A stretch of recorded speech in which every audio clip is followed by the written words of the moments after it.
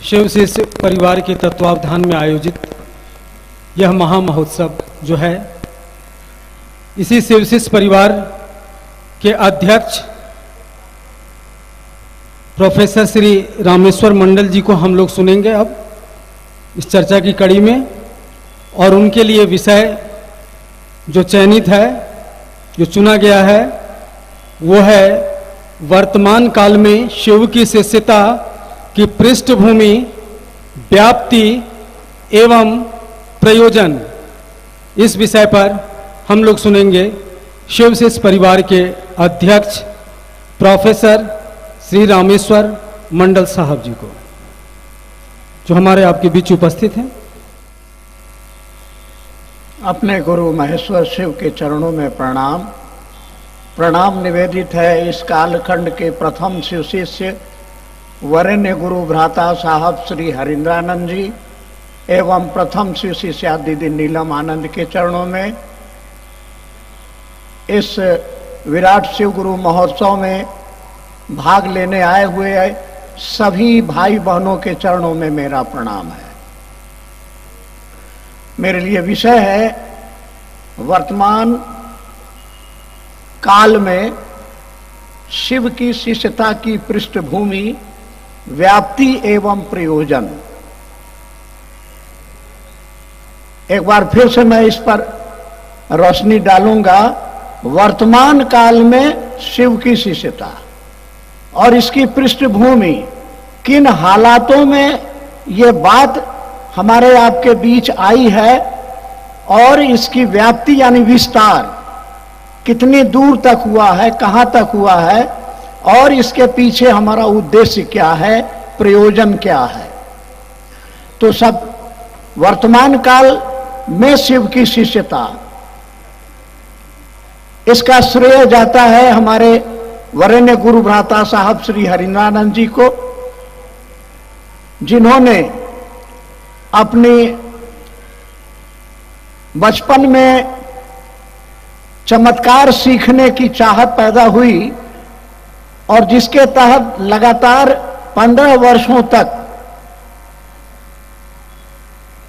जो भी सीमा में उपलब्ध हुए अवघड़ तांत्रिक, अपने को सदगुरु और जगत गुरु कहने वाले गुरु, तो ये तंत्र की साधना, श्मशान की साधना चलती रही और इसके पीछे एकमात्र उद्देश्य था चमत्कार सीखना।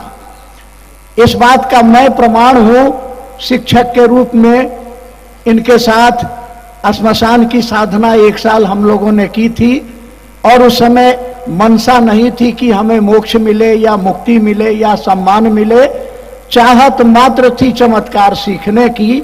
और 15 वर्षों के अथक प्रयास के बाद ऐसा लगा कि हमें जिस चीज की प्राप्ति की चाहत थी वो नहीं प्राप्त हुई। और आया 1974 साल, जब ये पटना कॉलेज में लॉ कॉलेज के विद्यार्थी थे और आरा के गांगी श्मशान में साधना के लिए जाया करते थे, तो एक रात वहां बैठे हैं और अपनी विगत जिंदगी पर गौर कर रहे हैं कि हमने 15 वर्षों में क्या पाया और नतीजा हताशा और निराशा। लेकिन मन हताश नहीं हुआ, मन निराश नहीं हुआ। चमत्कार सीखने की चाहत जो जगी थी वो बुझी नहीं थी और ऐसे ही चिंतन के क्षणों में एक विचार मन में आया। सारे शरीरधारी गुरु कहते हैं कि गुरु भगवान होता है, तो भगवान गुरु क्यों नहीं। इनके मन में यह ख्याल आया, स्वस्फुट अपने से अंदर में आया और बचपन का पढ़ा हुआ श्लोक भी याद आया, गुरुर् ब्रह्मा गुरुर् विष्णु गुरुर्देवो महेश्वर गुरु साक्षात पर ब्रह्म तस्मै श्री गुरुवे नमः।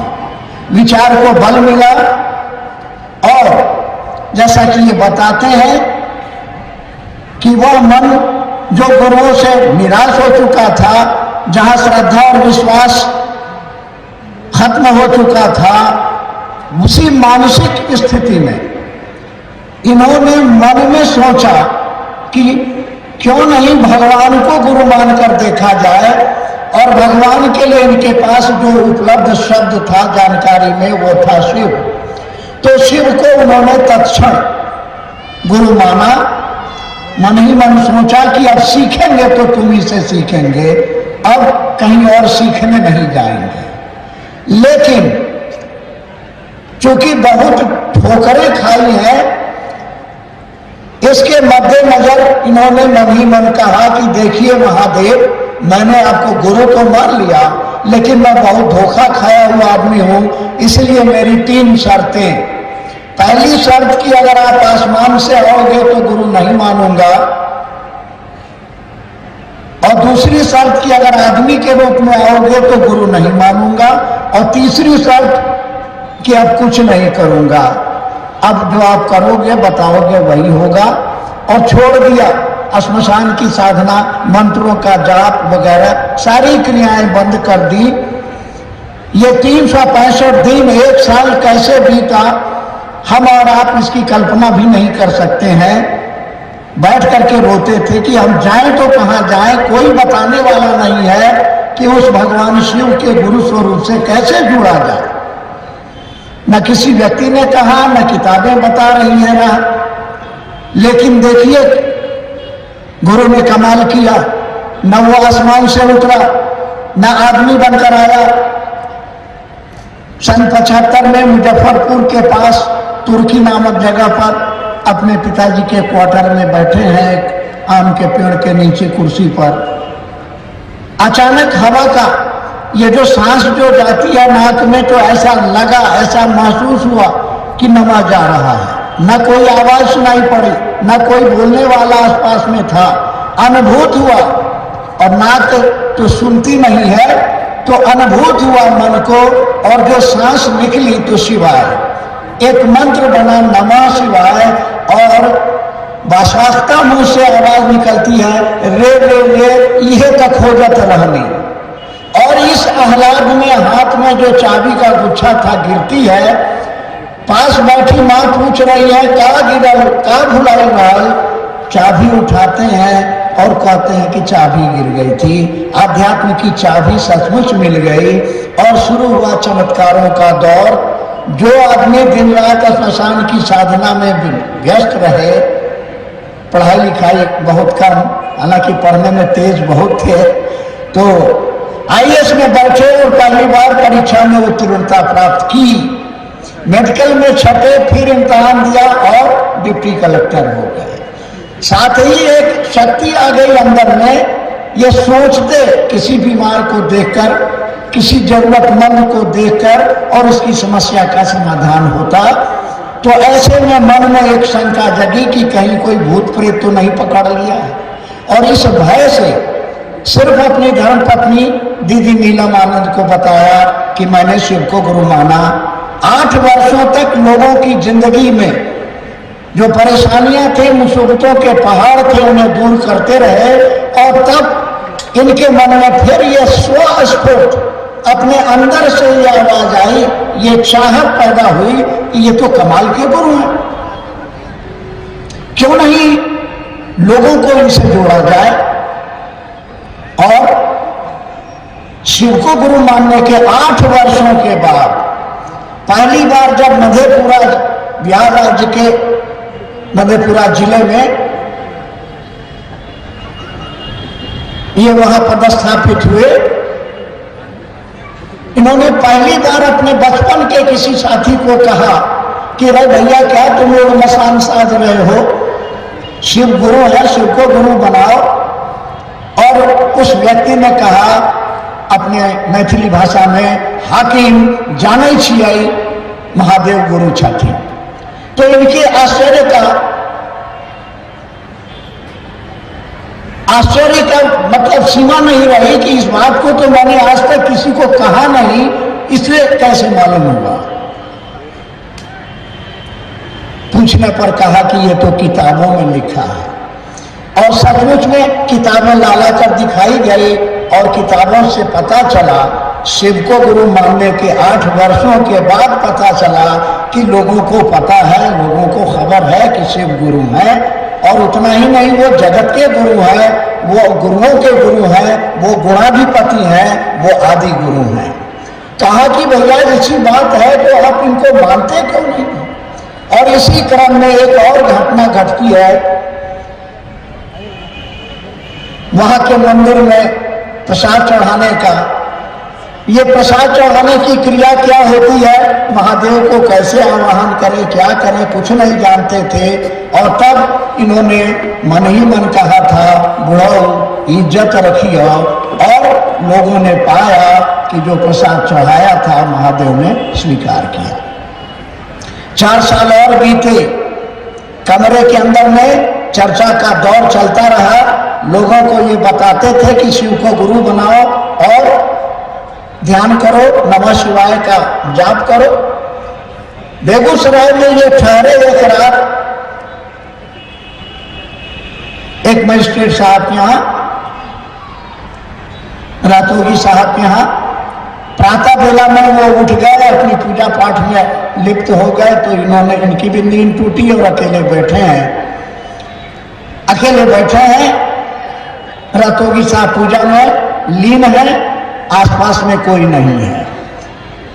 एक मन में एक आवाज गूंजती है, तुम जो करते हो कहते नहीं हो। और ये जवाब देते हैं कि मैं जो करता हूं वही कहता हूं। आवाज आती है, असत्य बोलते हो। ये उसका प्रतिकार करते हैं कि मेरी आदत नहीं। प्रश्न आता है, क्या करते हो?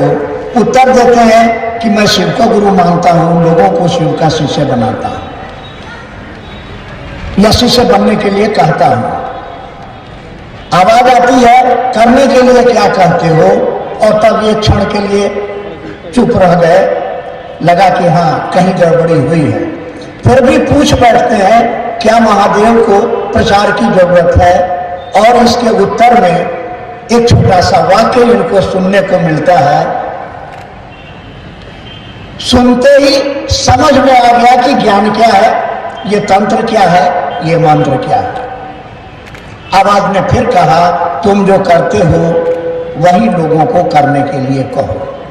ये वो 3 घटनाएं, 75 में नमः शिवाय, 82 में बुढ़ो इज्जत रखिए और 86 में तुम जो करते हो लोगों को वही करने के लिए कहो। यही 3 इनकी अपनी व्यक्तिगत अनुभूतियां हैं, जिसकी आधारशिला पर ये 3 सूत्र बनाए इन्होंने, जिनका पालन करके कोई भी व्यक्ति, इस धरती का कोई भी व्यक्ति, चाहे वो किसी जाति का हो, किसी धर्म का हो, किसी संप्रदाय का हो, आस्तिक हो, नास्तिक हो, शाकाहारी हो, मांसाहारी हो, दुराचारी हो या सन्यासी साधु हो, वह शिव को अपना गुरु बना सकता है। और इसीलिए ना कोई आदेश, ना कोई उपदेश, मानव मात्र के लिए वरण्य गुरु भ्राता साहब श्री हरिनानंद जी ने दिया है ये संदेश कि शिव जन जन के गुरु हैं। आइए शिव को हम अपना गुरु बनाएं। वो गुरु हैं, लेकिन वो हमारे आपके गुरु नहीं हैं। इस आयोजन के पीछे भी यही उद्देश्य है, यही प्रयोजन है कि दुनिया का एक एक आदमी उस शिव को, जो जगत का गुरु है, वह शिव जो जीव को शिव बनाता है, गुरु रूप में बंधनों से मुक्त करता है, वह हमारे आपके गुरु हो जाए। उसी शिव को अपना बनाया जाए।